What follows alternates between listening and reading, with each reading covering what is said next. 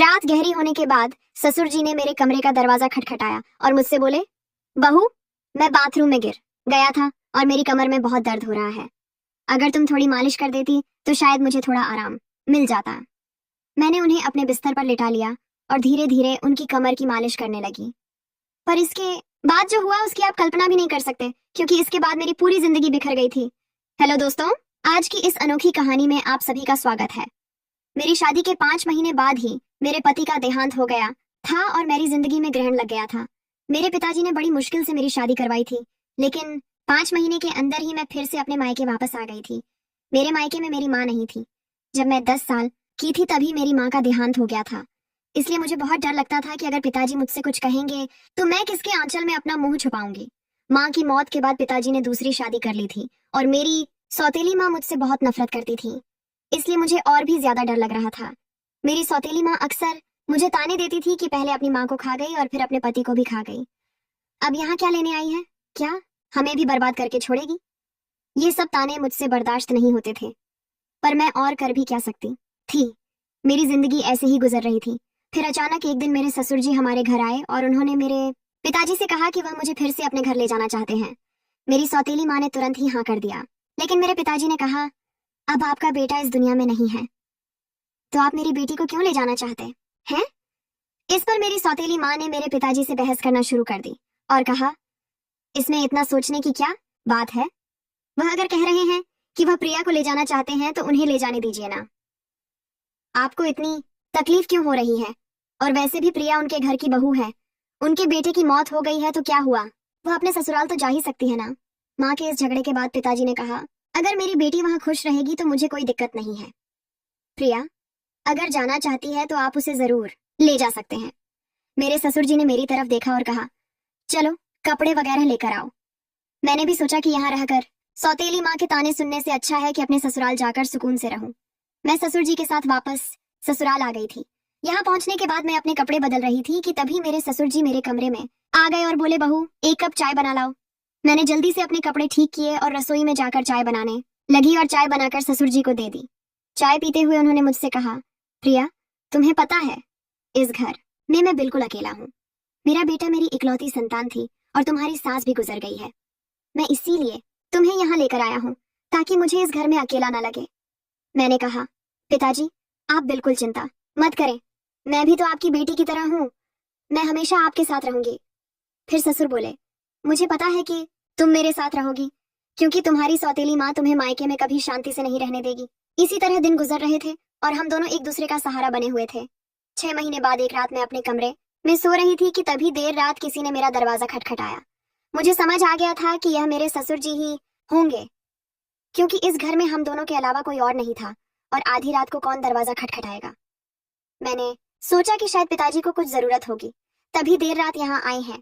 दरवाजा खुलते ही मेरे ससुर जी ने मुझे पकड़ लिया और बोले, बहू मैं बाथरूम में गिर गया था, मुझे बहुत दर्द हो रहा है, अगर तुम थोड़ी मालिश कर दो तो मुझे आराम मिल जाएगा। फिर मैंने उन्हें अपने बिस्तर पर ही लिटा लिया। मैंने उनकी मालिश करना शुरू कर दिया। कुछ देर तक मालिश करने के बाद मैंने नोटिस किया कि ससुर जी मुझे अजीब तरह से घूर रहे थे। ये देख के मैं थोड़ा सहम गई थी। तभी मैं बोली, ससुर जी क्या हुआ, आपको किस जगह पर ज्यादा चोट लगी है? अगर आप कहो तो मैं डॉक्टर को बुला दूं। इस पर ससुर जी ने कहा कि नहीं बेटा, तुम बस मालिश कर दो, इससे ही आराम मिल रहा है। उनकी अजीब सी बातें सुनकर मुझे अब और भी अजीब लगने लग गया था।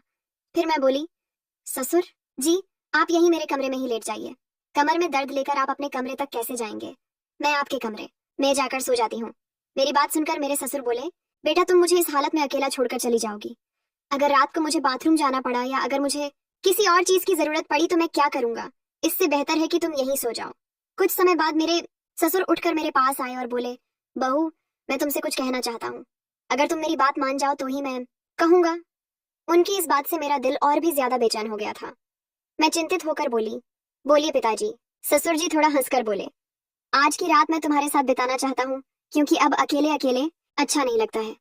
मेरी पत्नी के मरने के बाद मैंने सोचा था कि फिर से शादी करूंगा, पर जब बेटे की भी मौत हो गई तो फिर मैंने शादी के बारे में सोचा ही नहीं। पर जब से तुम वापस आई हो तब से मैं तुम्हारे प्यार में दीवाना हो चुका हूँ। उनकी यह सारी बातें सुनकर मुझे बहुत असहज महसूस हुआ, लेकिन उनकी बात का विरोध करने की हिम्मत नहीं हुई। मैं अपने कमरे में ही सोफे पर लेट गई, लेकिन मुझे नींद नहीं आ रही थी क्योंकि मुझे बहुत डर लग रहा था। ससुर जी ने मुझसे कहा, बहू, मुझे लगता है मैंने तुमसे कुछ गलत नहीं कहा। मैं चाहता हूँ कि तुम मुझसे शादी कर लो ताकि हमारे रिश्ते को कोई गंदा नाम ना दे। तभी मैं हक्का बक्का होकर बोली, ससुर जी, आप ये सब क्या कर रहे हैं?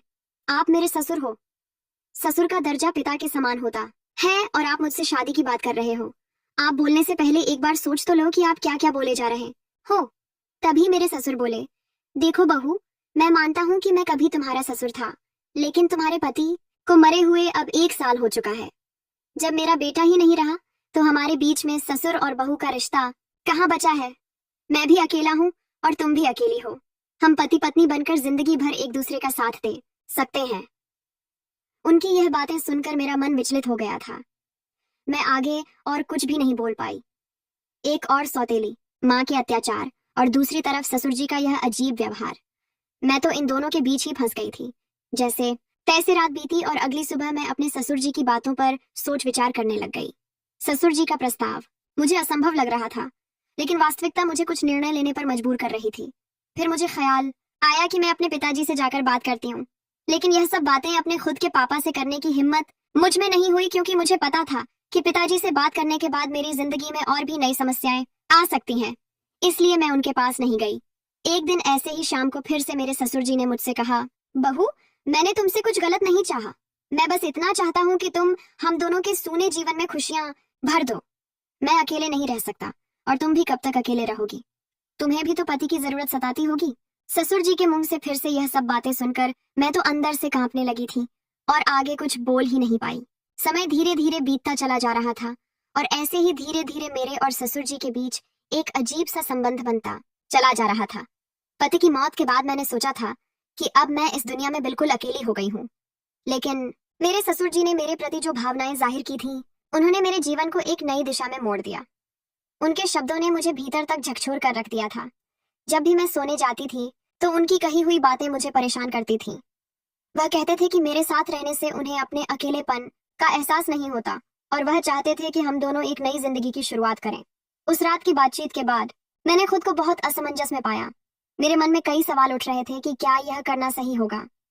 क्या यह समाज के नियमों के खिलाफ नहीं जाएगा? लोग क्या कहेंगे कि पति के मरने के बाद अपने ही ससुर से शादी कर ली? लेकिन कहीं ना कहीं मेरे दिल में यह बात भी थी कि शायद सच में मेरे ससुर अकेलेपन से जूझ रहे हैं। मैंने बहुत सोच विचार के बाद उनसे बात करने का फैसला किया। एक रात मैंने ससुर जी के दरवाजे की कुंडी खटखटाई। उन्होंने दरवाजा खोला और मुझे देखकर थोड़ा हैरान हुए। मैं उनके कमरे में गई और बोली, ससुर जी, मैं आपसे एक बहुत जरूरी बात करना चाहती हूँ। उन्होंने मुझे बैठने के लिए बोला और बड़ी गंभीरता से पूछा, क्या हुआ बहू, तुम इतनी रात गए क्यों आई हो? मैं थोड़ी हिम्मत जुटाते हुए बोली, ससुर जी, मैंने आपके प्रस्ताव के बारे में बहुत सोचा है। मैं समझती हूँ कि आप अकेलेपन से जूझ रहे हैं और एक साथी की जरूरत महसूस कर रहे हैं, लेकिन इस रिश्ते के लिए मेरी एक शर्त है कि हमारे बीच हमेशा प्यार और सम्मान का रिश्ता रहेगा। आप मुझे बेटी की तरह सम्मान देंगे और मैं आपको पिता की तरह आदर दूंगी। क्या आपको मेरी शर्त मंजूर है?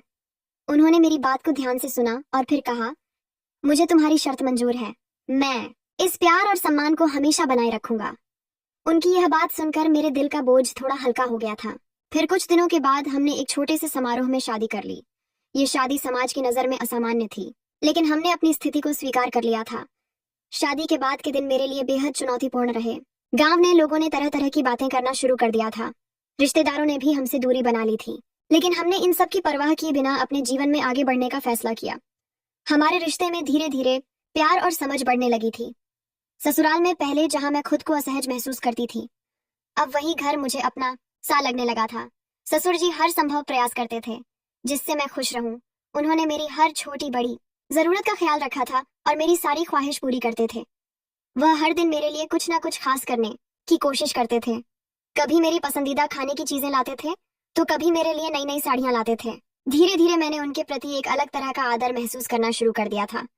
हम दोनों ने मिलकर एक नई जिंदगी की शुरुआत की थी। ससुर जी अब मेरे जीवन का एक अभिन्न हिस्सा बन चुके थे और अब हमारे बीच का रिश्ता सिर्फ ससुर और बहू का नहीं रहा, बल्कि अब हम दो जिस्म और एक जान हो चुके थे। उन्होंने मेरी बंजर जिंदगी में बरसात की थी। उन्होंने मुझे फिर से हंसना सिखाया था, जीवन को एक नए नजरिए से देखना सिखाया था। शादी के कुछ महीनों बाद मैंने महसूस किया कि हमारे बीच का यह नया रिश्ता मुझे एक नई दिशा दे रहा है। हम दोनों ने साथ मिलकर कई मुश्किलों का सामना किया और हर बार एक दूसरे का साथ दिया। ससुर जी के साथ मेरे इस नए रिश्ते ने मुझे जीवन के कई नए पहलू दिखाए थे। उन्होंने मुझे यह एहसास दिलाया कि जीवन में अगर साथी सही हो तो कोई भी मुश्किल इतनी बड़ी नहीं होती कि उसे पार ना किया जा सके। समाज ने भी हमें बहुत खरी खोटी सुनाई थी, पर हमने किसी की बात पर गौर नहीं किया। हमारे रिश्ते में धीरे धीरे एक नए तरह का प्यार और सम्मान उभरने लगा। उनके साथ बिताए हर पल ने मुझे कुछ नया सिखाया और मुझे एहसास हुआ कि कभी कभी जीवन हमें ऐसे मोड़ पर ले आता है जहां हमें अपने फैसलों पर पुनर्विचार करना पड़ता है। आज मैं अपने ससुर जी के साथ एक नई जिंदगी जी रही हूँ और हमारे बीच का प्यार और सम्मान पहले से भी अधिक मजबूत हो गया है और वह मेरी जिंदगी के सबसे महत्वपूर्ण इंसान बन चुके हैं। कमेंट करके जरूर बताइएगा कि आपको ये कहानी कैसी लगी। अगर आपको यह कहानी पसंद आई हो तो इसे लाइक करें और अपने दोस्तों के साथ भी शेयर करें। आगे भी ऐसी रोमांचक कहानियों के लिए हमारे चैनल को सब्सक्राइब करें और बेल आइकन दबाना ना भूलें। सब अपना और अपने परिवार का ख्याल रखना। Thank you.